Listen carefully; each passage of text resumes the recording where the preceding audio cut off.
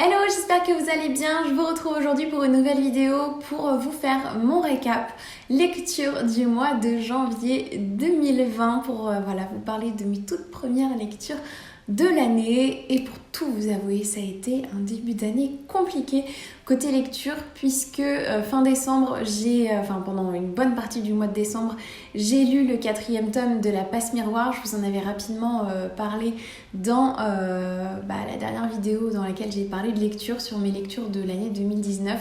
Et waouh!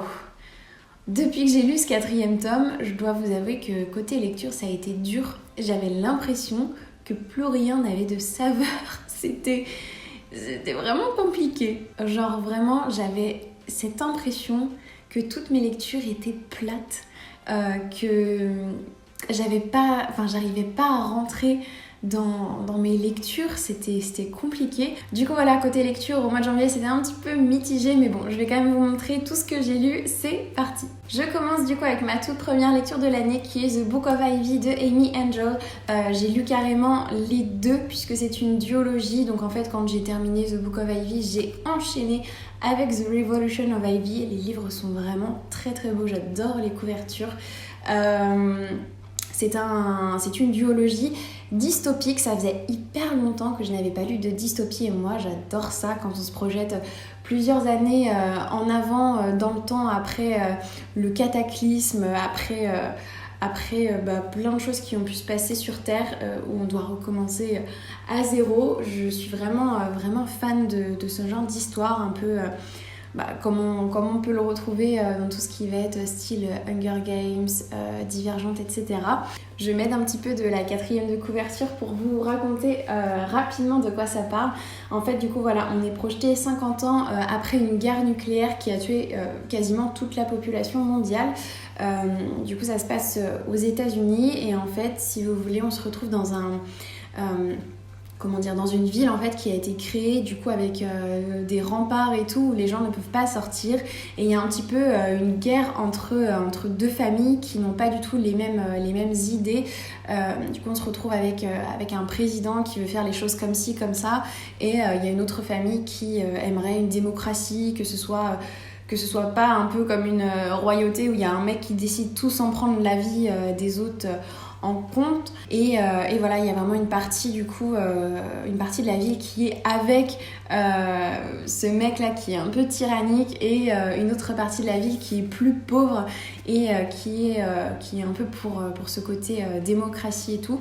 Mais c'est un petit peu compliqué. Et en fait, parmi tout ça, on va suivre une jeune fille qui s'appelle Ivy, qui va avoir 16 ans. Et en fait, quand les jeunes filles ont 16 ans, elles sont obligées, en fait, je crois que c'est une année sur deux ou un truc du genre, les jeunes filles d'un clan doivent se marier avec un homme de l'autre clan, et l'année suivante c'est l'inverse ou un truc du genre, et du coup voilà, c'est l'année où c'est son tour et où elle doit se marier avec le fils du président. Et du coup en fait sa mission que sa famille lui a donnée, c'est de tuer le fils du président avec lequel elle va se marier. Donc voilà, je vous laisse imaginer ce qui peut en découler. Moi j'ai beaucoup aimé ce premier tome, malgré le fait que j'ai eu du mal un petit peu à me remettre dans la lecture après La Passe Miroir. En fait ça se lit vraiment hyper vite, c'est hyper addictif, on a toujours envie de savoir la suite, savoir ce qui va se passer entre Ivy, Bishop et d'autres personnages. C'est vraiment hyper prenant, j'ai beaucoup aimé. Et en fait du coup quand j'ai terminé celui-ci, évidemment j'ai pas pu m'empêcher de prendre le deuxième, mais ce deuxième tome je l'ai un petit peu moins aimé. Il était pas mauvais parce que c'était franchement hyper intéressant, j'ai beaucoup aimé plein de points qui ont été développés dans celui-ci, sauf que ce que j'ai pas trop apprécié, qui m'a empêché je pense d'apprécier vraiment ma lecture, c'était le côté hyper violent. Je trouve qu'il y avait beaucoup de violence, et ça m'a un petit peu ça m'a un petit peu refroidi, on va dire. Donc j'ai un petit peu moins aimé, mais j'ai quand même beaucoup aimé quand même suivre la suite des aventures d'Ivy et de Bishop. Donc voilà, franchement si vous aimez les dystopies et que vous avez toujours pas lu The Book of Ivy, je vous les conseille parce que franchement c'est quand même assez cool et assez addictif. Ensuite, je me suis enfin lu ce livre qui était dans ma palle aussi, qui s'appelle Et ils meurent tous les deux à la fin de Adam Silvera. Je l'ai lu en lecture commune avec Juliette qui l'avait déjà lu et qui, elle, avait adoré. Je crois que ça avait été un coup de cœur pour elle. Malheureusement, ça n'a pas été un coup de cœur pour moi du tout. Comment vous expliquer ça? Écoutez, moi je vais vous lire en fait juste le tout petit résumé qui est écrit derrière parce que je pense que ça peut bien vous aider à comprendre le truc. Je vous lis ça. Le 5 septembre, un peu après minuit, Mathéo et Rufus reçoivent chacun le funeste appel. Ils ne se connaissent pas, mais cherchent tous les deux à se faire un nouvel ami en ce jour final. Heureusement, il existe aussi une appli pour ça, le dernier ami.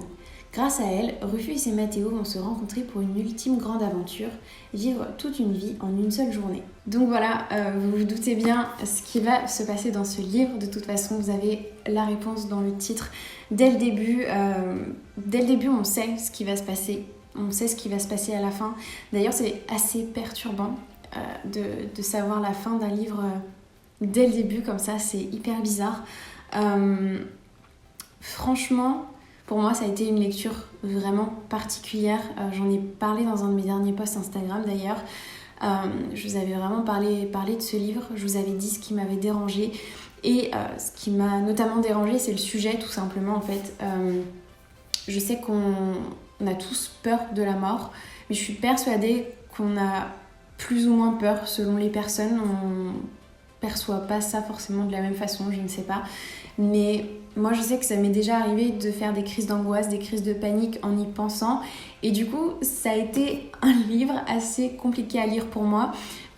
Comme je l'avais dit, c'est vrai que je sais qu'il y en a plein qui disent oui, mais c'est pas un livre sur la mort, il faut pas le voir comme ça, il faut le voir comme un livre sur la vie. Mais oui, je suis d'accord, mais c'est dur, c'est hyper dur, genre de se dire que du jour au lendemain, comme ça, on peut mourir en fait. Et du coup, oui, en même temps, c'est une claque, mais en même temps, je sais pas comment dire. Enfin, pour moi, ça a été une lecture dérangeante. Ça n'a pas du tout été un coup de cœur, j'ai eu beaucoup de mal. Surtout qu'en plus, moi, ce qui m'a pas mal dérangée aussi, c'est que c'est un rythme assez lent, même si... la façon dont l'auteur écrit, ça rend le truc quand même assez addictif. Il a vraiment une belle plume. J'ai vraiment hâte de lire d'autres livres de Adam Silvera. Il écrit d'une façon assez poétique. J'aime bien la façon dont il a de s'adresser au lecteur. Mais par exemple, dans celui-ci, les 60 premiers pourcents du livre, plus de la moitié du livre, pour moi, il ne se passe rien. Et pas grand-chose en tout cas. Et du coup, ça m'a quand même dérangée en fait parce que moi... Connaissant le sujet et sachant que voilà, les personnages sont censés être dans l'urgence puisqu'ils vont mourir, pendant les 60 premiers pourcents, on ressent pas en fait ce besoin, cette hâte, ce truc quoi, genre cette sensation même de panique et tout. Je sais pas comment vous expliquer, mais c'était vraiment particulier. Et du coup voilà, ça a été une lecture très mitigée pour moi. En fait, c'est rare, je vous avoue, mais là je ne saurais pas vous dire en fait si j'ai aimé ce livre ou si je ne l'ai pas aimé. Je suis juste mitigée, je ne sais pas quoi en penser. Ça n'a pas été une mauvaise lecture, ça n'a pas été une super bonne lecture non plus, c'est vraiment au milieu. Donc voilà, je serais vraiment curieuse de connaître votre avis sur celui-ci si vous l'avez déjà lu, parce que j'ai l'impression que beaucoup ont aimé. Mais quand j'ai fait mon petit post Insta, il y en a quand même pas mal aussi, je m'attendais pas, qui m'ont dit qu'ils avaient au final le même avis que moi. Donc voilà, je serais vraiment curieuse de connaître votre avis sur celui-là. Ensuite, sur liseuse, je me suis lu Carry On de Rainbow Rowell. C'est le livre qui était au programme du club de lecture du mois de janvier. Ce livre-là, moi j'ai passé quand même un très très bon moment. C'était vraiment cool. Faut savoir que c'est une fanfiction qui est à la base écrite par le personnage principal du roman Fangirl de la même autrice. Et voilà, du coup, moi je suis contente d'avoir commencé par Carry On. J'ai hâte de lire Fangirl. Beaucoup ont été déçus, j'ai l'impression, par Carry On, mais il y en a qui ont aussi beaucoup aimé. C'est un peu qui tout double. Moi, c'est vraiment pas le livre de l'année à mes yeux, mais ça a été quand même une bonne lecture, j'ai passé un bon moment. Au début, j'avoue que du coup, comme c'est une fanfiction sur Harry Potter, j'arrêtais pas de un peu comparer, d'essayer de replacer qui était qui par rapport au personnage d'HP, mais ça m'a pas dérangé plus que ça après parce que je trouve qu'au final l'autrice a réussi à créer un univers bien à elle malgré tout finalement, parce que genre au final ça n'a rien à voir avec Harry Potter, même si on retrouve des éléments, parce que voilà, c'est je sais pas, il y a des personnages qui ont un peu le même type de rôle, mais au final je trouve qu'elle s'en sort plutôt bien. Après, très franchement, je pense que c'est vraiment un livre qu'il faut prendre à la légère, qu'il faut prendre au second degré, parce que c'est parfois un peu, voire beaucoup loufoque. Il y a des choses qui sont vraiment étranges dedans, et c'est pour ça je pense vraiment faut prendre ça à la légère en fait, faut pas prendre ça au sérieux, parce que c'est quand même assez bizarre des fois. Donc voilà, mais franchement j'ai pas été déçue. Je sais pas trop à quoi m'attendre en fait, donc j'avais pas mis mes expectations assez haut, donc franchement je l'ai lu un peu comme ça m'est venu, et voilà, j'ai passé un bon moment de lecture. 5e et dernier roman que j'ai lu au mois de janvier, c'est Undercover Princess, le premier tome des Rosewood Chronicles de Connie Glynn. Celui-ci je l'ai lu en VO. En fait, une de mes résolutions cette année, c'est de lire davantage en anglais. Du coup voilà, ça c'est mon premier roman en anglais de l'année. Je suis contente, j'aimerais bien réussir à en lire au moins un par mois en anglais. Je pense que ça serait pas mal. Puis en vrai, j'aimerais bien finir par lire pas que en anglais, mais presque. En vrai, j'aimerais bien que au moins la moitié de mes lectures ce soit des lectures en anglais, pour vraiment encore plus prendre un bon rythme et tout, parce que je lis un petit peu plus lentement en anglais quand même. Donc voilà, je voulais vraiment lire celui-ci en anglais, surtout que c'est quand même assez simple au niveau du vocabulaire.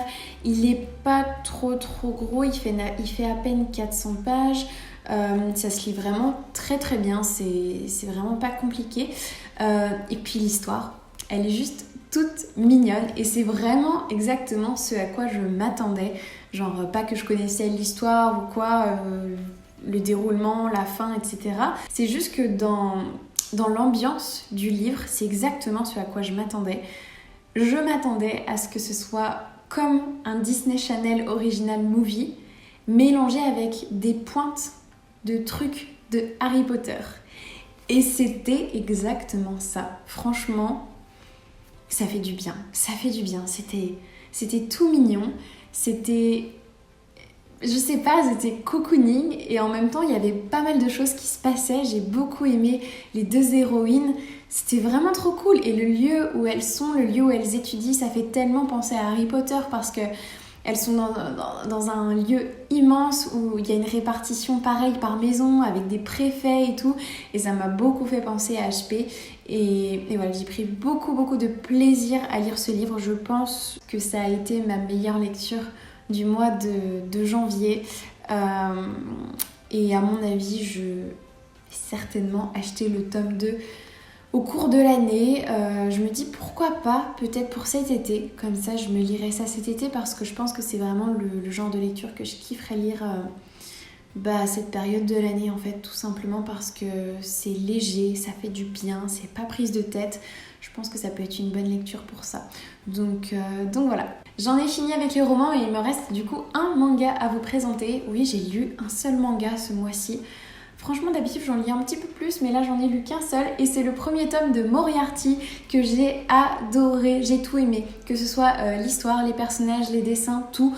En fait, ce que j'ai aimé par-dessus tout, c'est que j'adore Sherlock Holmes, et du coup, pouvoir découvrir le personnage, le méchant Moriarty de cette façon, je trouve ça juste génial. Enfin, j'adore les mangas, et je trouve ça cool de pouvoir lire ça d'une autre façon que dans un roman classique.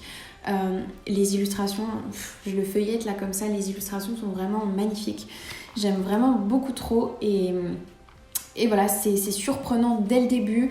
J'ai déjà très envie de lire la suite. Je pense que le tome 2, je ne vais pas tarder à l'acheter. Et voilà, je pense que si vous êtes fan de Sherlock Holmes et que vous aimez beaucoup les mangas, il y a moyen que celui-ci vous plaise beaucoup. Et voilà pour mes lectures du mois de janvier, j'espère vraiment que la vidéo vous a plu. N'hésitez surtout pas à me dire en commentaire ce que vous avez lu au mois de janvier, s'il y a des livres de la liste que vous avez déjà lus ou qui vous font peut-être envie, je serais curieuse de savoir tout ça. Et voilà, je m'arrête là. Merci beaucoup d'avoir regardé cette vidéo jusqu'à la fin. Je vous fais plein de gros bisous. Prenez bien soin de vous et je vous dis à très vite pour une prochaine vidéo. Bye!